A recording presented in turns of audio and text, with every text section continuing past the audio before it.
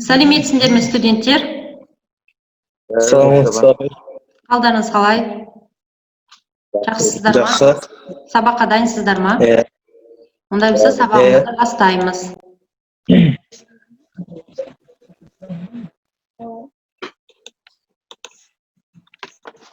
Әптелеріңізді алдыңыздар ма, ұлыларыңызға?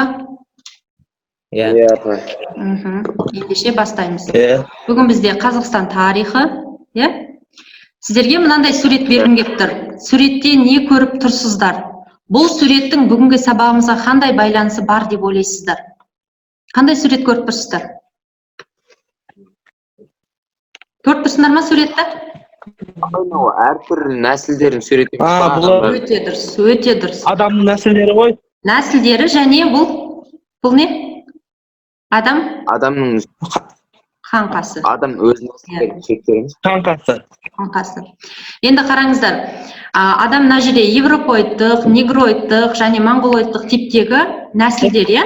Мысалы, бір археолог, егер мысалы мынандай жер қазба жұмыстарын жасаған кезде адам денесін тауып алса, оның қасындағы заттарды, адамның жаңа сүйегіне қарап, оның қай уақытта өмір сүргенін айтуына болады. Ал бізде антропология ғылымы ол біздің адамдардың қай нәсілге жататынын, және қай тайпаға, қай мемлекеттен шыққандығын, қай уақытта өмір сүргендігін айта алатын ғылым саласы болып табылады. Яғни бүгінгі біздің сабағымыздың тақырыбы Қазақстандағы этногенез және этникалық процестер деп аталады. Дәптерлеріңізге жазып алыңыздар.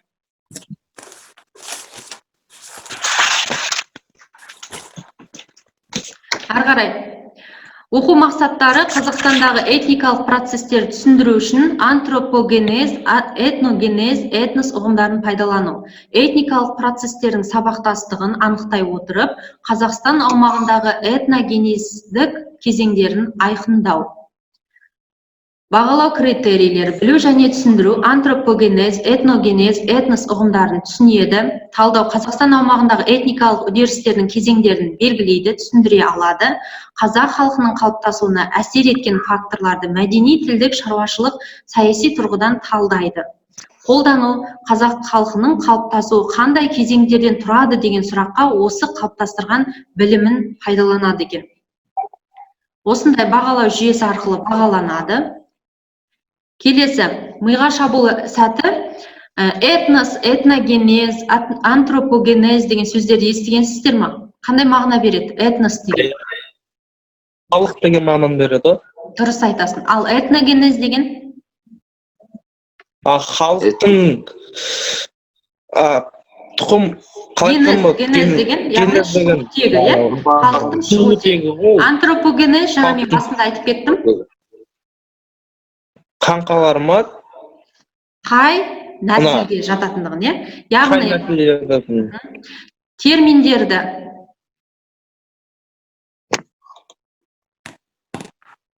терминдерді жазып алыңыздар мына жерде. Антропогенез адамның шығу тегін, даму тарихын және адамзат қоғамының даму кезеңдерін зерттейтін антропология ғылымының негізгі саласы екен. Этногенез, жаңа айтып кетті, тайпа, халық, генез, шығу тегі әртүрлі қауымдық топтар негізінде жаңа құрамдағы туыстас тайпаның немесе халықтың қалыптасуы екен. Этнос, тайпа, халық деген сөзінен шыққан, ғылымда халық терминінің орнына этнос термині орынды қолданыла бастады. Бұл термин этностың негізгі тарихи түрі тайпа, ұлыс, ұлт ұғымын түгел қамтиды екен. Ал этникалық қауымдастық деген бір халықтың екіншісінен ажыратуға мүмкіндік беретін ортақ белгілері бар қауымдастық екен. Ал глотогенез деген тілдің пайда болуы және дамуы. Этносаяси қауымдастық деген белгілі бір тарихи аймақта құрылған хандықтың тұрғындарды атайды екен.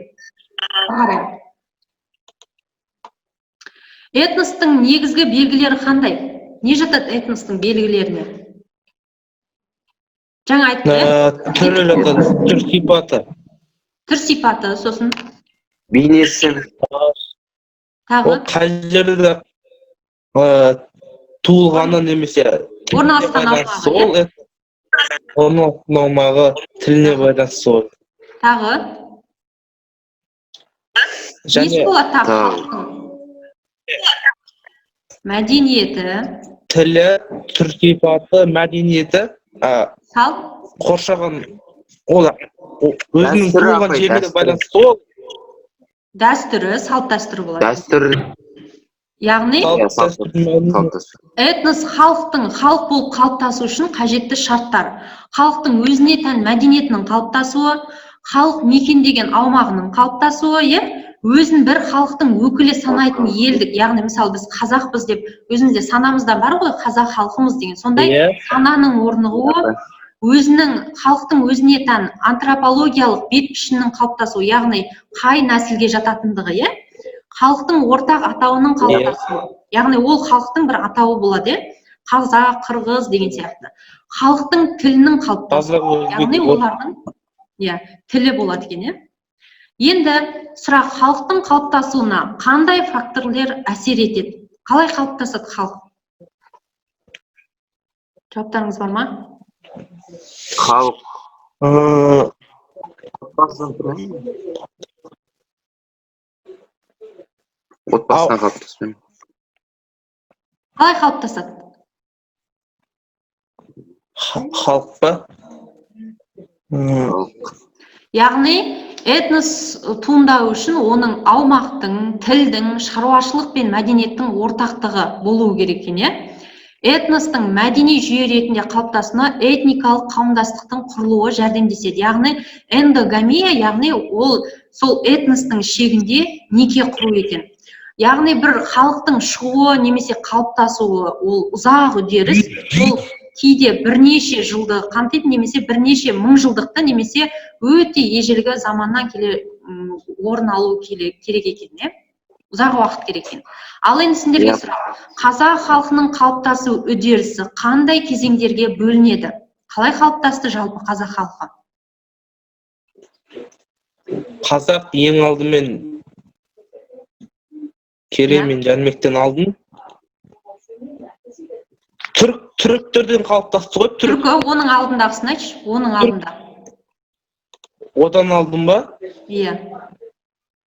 Түріктерден алдын кімдер болды? Түркілердің алдында сақтар, сарматтар, Қазақстан территориясында өмір сүрген. Қазақстан территориясында сүргендер ғой, Яғни, келесі слайдты көрсететін болсам, міне, қола дәуірінен орын алған екен. Мысалы, тас дәуірінде тобыр болып өмір сүрді, халық. Адамдар тобыр болып топтасып қана өмір сүрді. Ол кезде, мысалы, нақты халық деген болмады, Кейінгі қола дәуірінде, мысалы, қола дәуірінің жаңағы қалай дәлелдейміз, қола дәуірінде, мысалы, андроновтардың өмір сүрді, Сақ үйсінді дауыс қайта естіліп тұр ғой. Сақ үйсін дәуіріндегі этникалық процестер, яғни бұл темір дәуірінде. Темір дәуірінен кейін бізде түркі дәуірі, яғни түрік қағанаты, батыс түрік, шығыс түрік, түргештер, оғыздар, Одан кейін білесіңдер, 3-14 ғасырларда бізде қандай оқиға болды? Моңғол шапқыншылығы болды, Шыңғысхан империясы жаулап алған, Орталық Азияның Европаға дейінгі бөлігін жаулап алған болды, Одан кейінгі этникалық процесс, мысалы 14-15 ғасырлардан кейін қазақ ханның құрылуы, жаңа дұрыс айтасың, Міне, қола дәуірінде Қазақстанның далалық аймақтарында көшпелі мал шаруашылығы орын алады, соның негізінде ортақ мәдениет қалыптаса бастайды. Ал Сақ үйсін дәуірінде шаруашылықтар, ортақ мәдениеттің болуына байланысты ол кезде де жақсы жаңағы мемлекет. Одан кейін түркі кезеңі.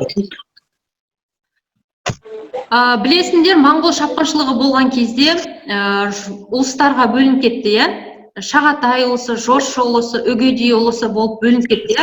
Сол кезде Қазақстан аумағындағы халықтың қалыптасуын тежеді осы процесс. Моңғол шапқыншылығы тежеді. Түсінікті ме? Яғни қазақ халық болып қалыптасуының бұл келтірді.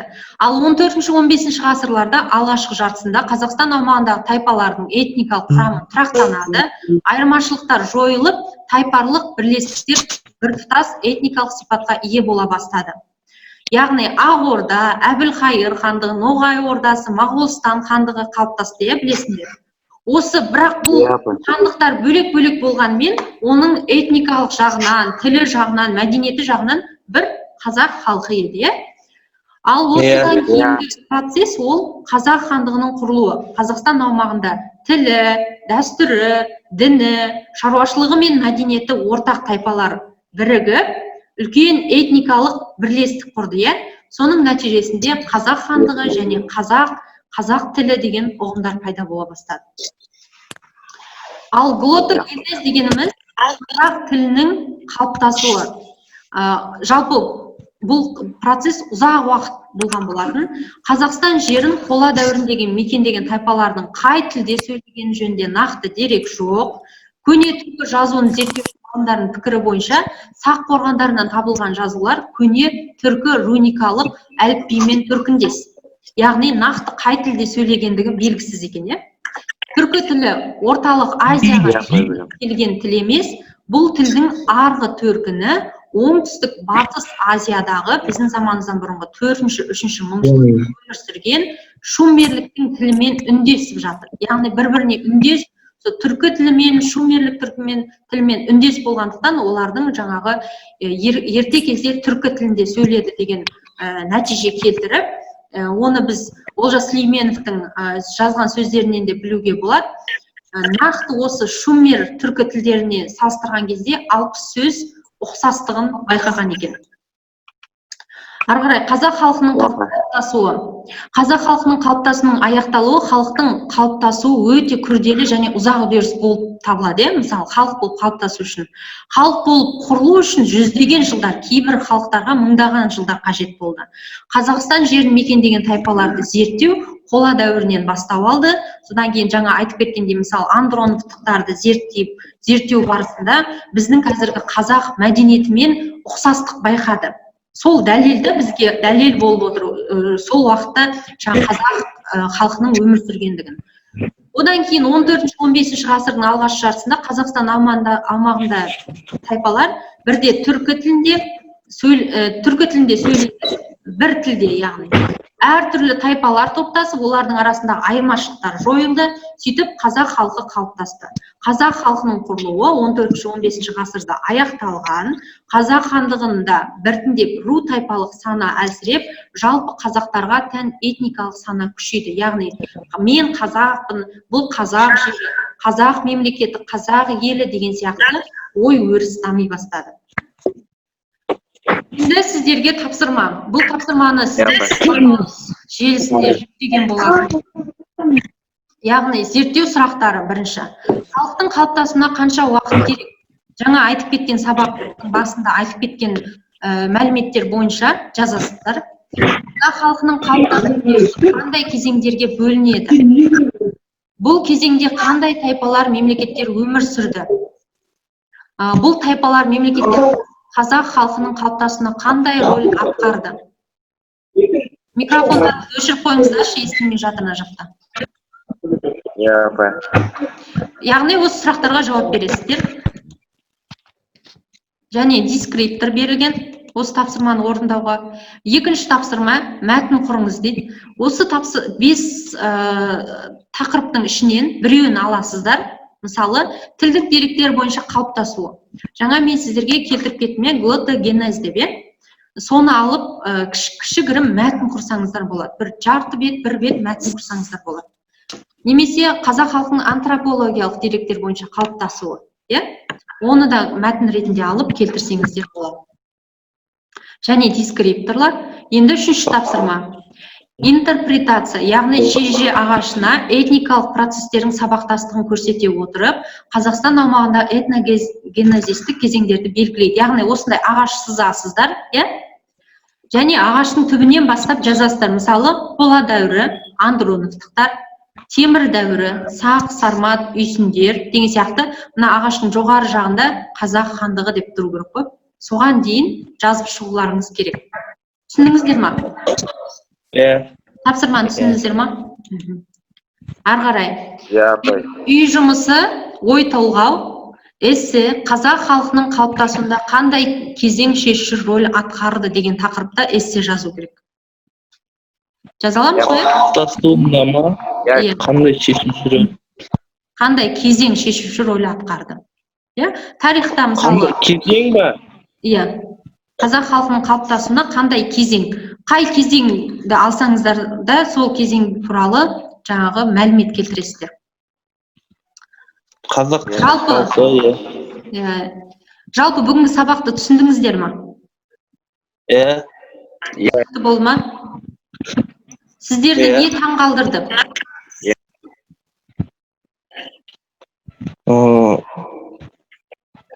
Мен білсем ма?